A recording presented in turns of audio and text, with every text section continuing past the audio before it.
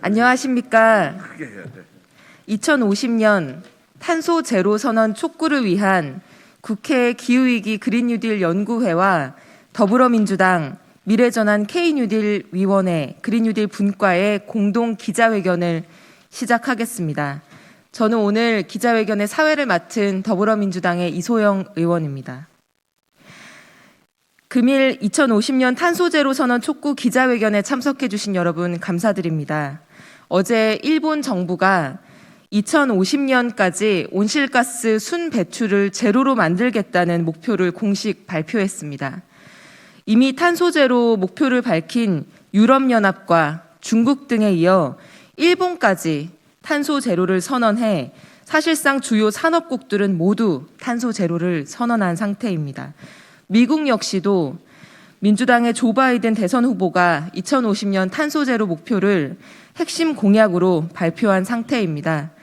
우리나라 역시 국제사회에 책임을 다하고 또 경제위기 극복을 위해서 더 이상 탄소제로 선언을 늦추기가 어려운 상황입니다. 이러한 상황을 고려하여 국회 기후위기 그린뉴딜 연구회와 더불어민주당 미래전환 K뉴딜 위원회의 그린뉴딜 분과가 공동으로 2050년 탄소 제로 선언을 촉구하는 기자회견을 준비했습니다. 지구와 대한민국의 미래를 결정하는 중요한 사안이기 때문에 기자님들의 많은 관심과 보도를 부탁드립니다. 오늘 참석해 주신 의원님들을 소개해 드리겠습니다. 먼저 국회 기후위기 그린뉴딜 연구회 대표 의원이신 우원식 의원님 참석해 주셨습니다. 더불어민주당 미래전환 K뉴딜 위원회 그린뉴딜 분과 위원장이신 김성환 의원님 참석해 주셨습니다. 그리고 그린뉴딜 분과 위원 그리고 그린뉴딜 연구회의 참여 의원님들 오늘 많이 참석해 주셨습니다. 강두구 의원님 참석해 주셨습니다. 김원희 의원님 참석해 주셨습니다. 양이원영 의원님 참석해 주셨습니다. 민영배 의원님 참석해 주셨습니다. 허영 의원님 참석해 주셨습니다. 윤준병 의원님 참석해 주셨습니다. 김정호 의원님 참석해 주셨습니다. 미성곤 의원님 참석해 주셨습니다. 신영대 의원님 참석해 주셨습니다. 조우섭 의원님 참석해 주셨습니다. 이용빈 의원님 참석해 주셨습니다. 이원택 의원님 참석해 주셨습니다. 다음은 오랜 기간 기후위기 대응을 위해 노력해 오신 두 분 의원님의 말씀을 듣도록 하겠습니다. 먼저 국회 기후위기 그린뉴딜 연구회 대표 의원이신 우원식 의원님의 말씀을 청하겠습니다.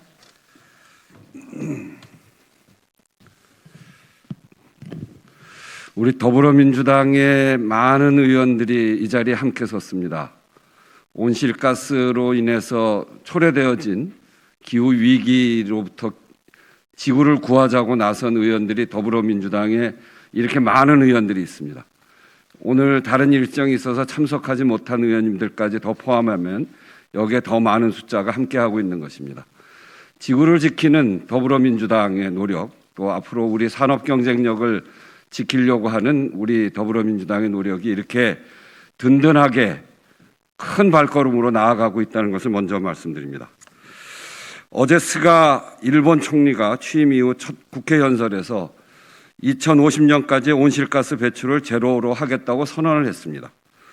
스가 총리는 특히 이러한 기후위기 대책이 경제 성장에 있어 제약이 아니라 산업 구조와 경제사회의 변혁을 가져와서 큰 성장이 이루어질 수 있다는 발상의 전환이 필요하다고 강조했습니다.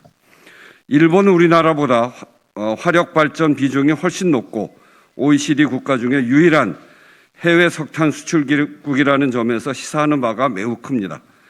이와 더불어서 전 세계 최대 탄소 배출국 중국의 2060년 탄소 중립 선언, EU의 강력한 그린딜 정책, 미국 대선 결과에 따른 획기적인 변화 가능성 등을 고려할 때 탄소 중립 정책은 이제 전 세계가 함께 가야 할 피할 수 없는 시대의 흐름이 되고 있습니다.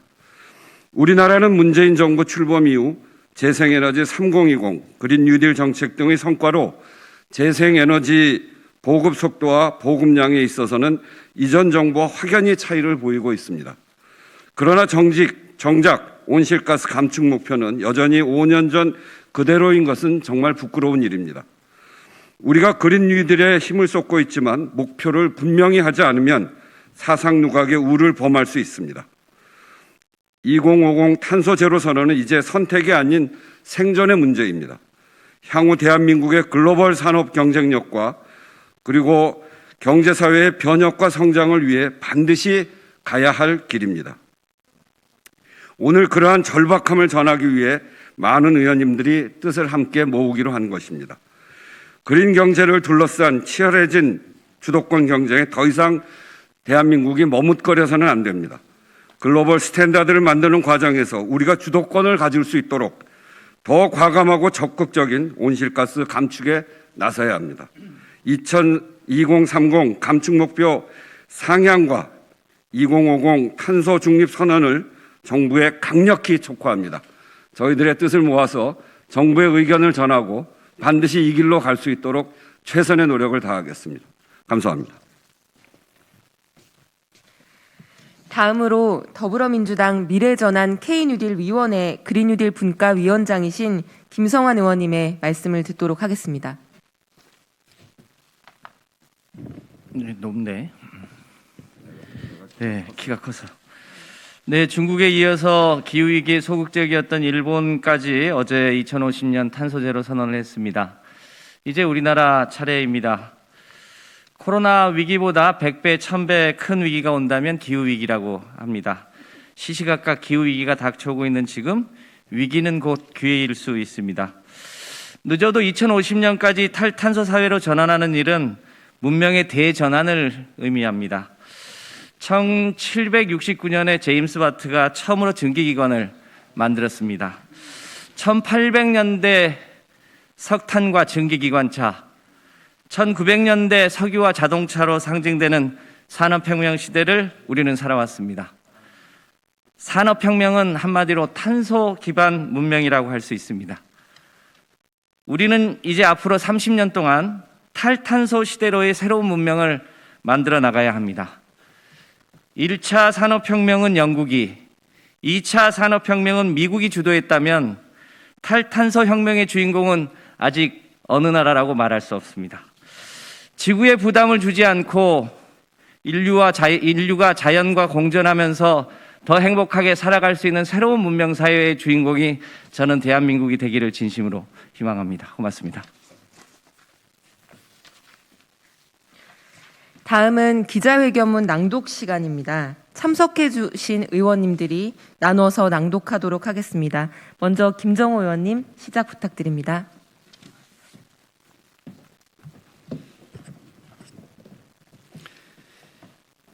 (2050) 탄소제로 선언 촉구 기자회견문. 지난 9월 국회는 기후위기 비상대응 촉구 결의안을 채택했습니다.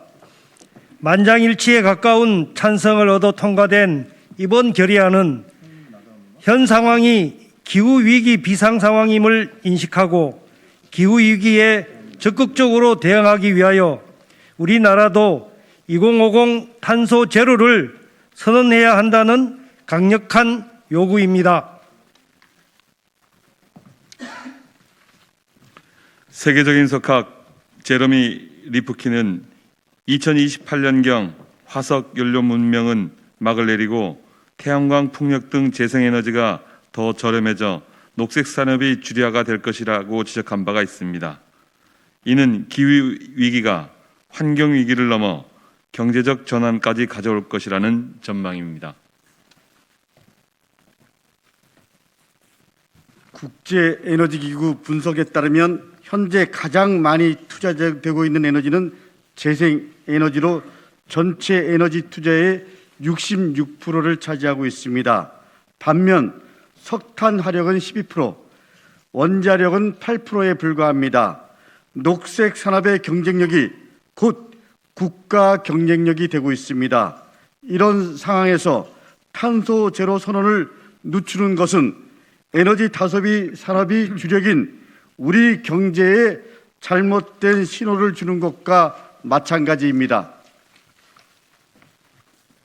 어제 일본이 2050 온실가스 실질 배출 제로를 공식 선언했습니다.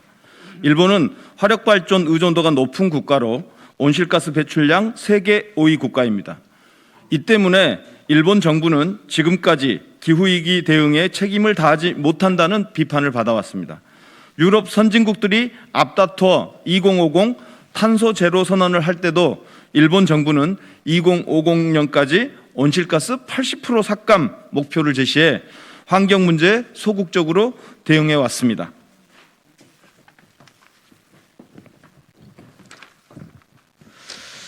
그러나 어제 일본 정부는 2050 탄소 배출 제로를 목표로 국제사회 일원으로서 책임을 다하겠다고 밝혔습니다. 녹색 사회 실현을 성장 전략으로 삼겠다는 비전도 발표했습니다.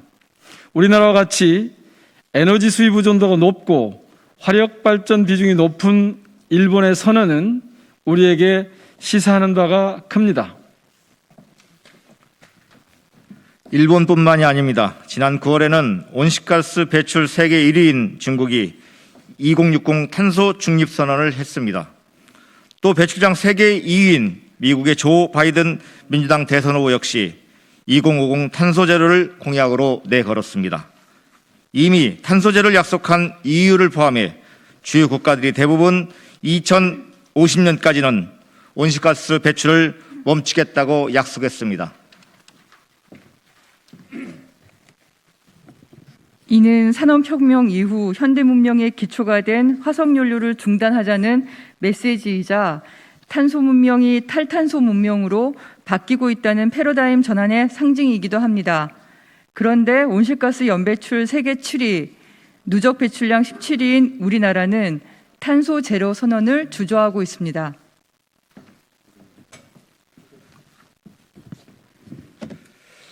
매년 각국의 기후변화 대응 수준을 평가해 발표하는 기후변화 대응지수 2020에 따르면 우리나라는 평가 대상 61개국 중 58위를 기록했습니다.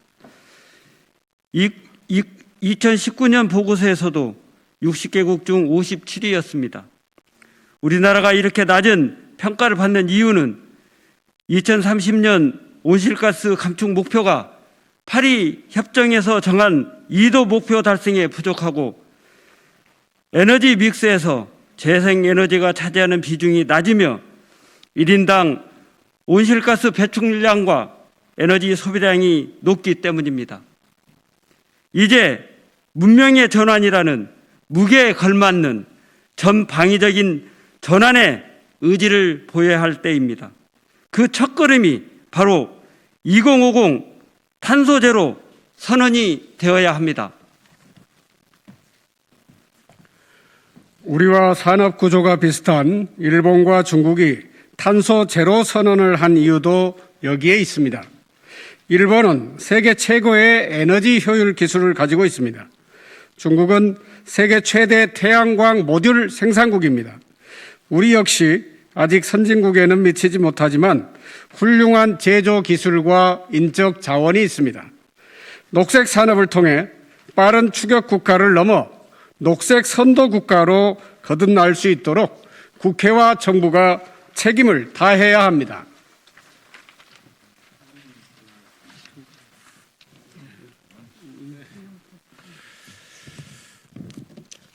국회 차원에서도 정부와 협력하여 온실가스 감축 정책을 강화하고 녹색 산업이 경쟁력을 가지고 우리 사회를 이끌 수 있을 때까지 최선을 다해 지원하겠습니다. 그린 뉴딜이 단순히 경제 위기를 극복하는 수단이 아닌 우리 사회의 패러다임이 전환되는 계기로 만들겠습니다. 이를 뒷받침하기 위해 그린 뉴딜 기본법인 기후위기 대응을 위한 탈탄소 사회 이행 기본법을 빠른 시일 내에 제정하겠습니다. 이제 정부가 화답할 차례입니다. 올해는 파리 협정 비중국 의무에 따라 2050년까지의 장기 저탄소 발전 전략을 유엔에 제출해야 합니다. 장기 저탄소 발전 전략에 2050 탄소 제로 목표가 반드시 포함되어야 합니다. 또한 어떻게 목표를 달성할 것인지에 대한 구체적인 이행 계획을 정부 차원에서 수립해야 합니다. 장기 저탄소 발전 전략에 맞춰 중단기 온실가스 감축 목표를 재조정하고 재생에너지 산업과 에너지 효율화 산업 등 녹색 산업에 대한 종합적인 발전 전략을 제시해 전방위적 사회 변화를 이끌어야 합니다. 우리나라는 코로나19 위기에서 K-방역으로 선진국을 능가하는 국가 역량을 확인했습니다. 그간 우리가 자랑해왔던 높은 시민의식과 잠재력은 기후위기에서도 더 큰 동력이 될 것입니다. 대한민국이 국제사회의 일원으로서 책임을 다하고 녹색 문명으로의 전환을 이끌어가는 선진국으로 만들기 위해 2050 탄소제로 목표 설정을 엄중히 촉구합니다.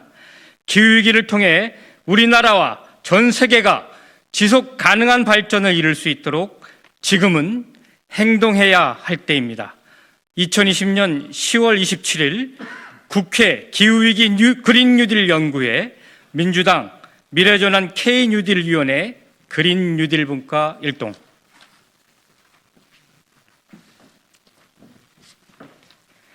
기자회견문 낭독이 끝났습니다. 다음은 질의응답 순서를 갖도록 하겠습니다. 2050 탄소 제로 나가서 할까요? 네, 기자회견을 마치겠습니다. 기후위기는 미래의 위기이자 현재의 위기라는 점 많은 분들께 공유될 수 있도록 관심과 보도를 부탁드립니다. 감사합니다.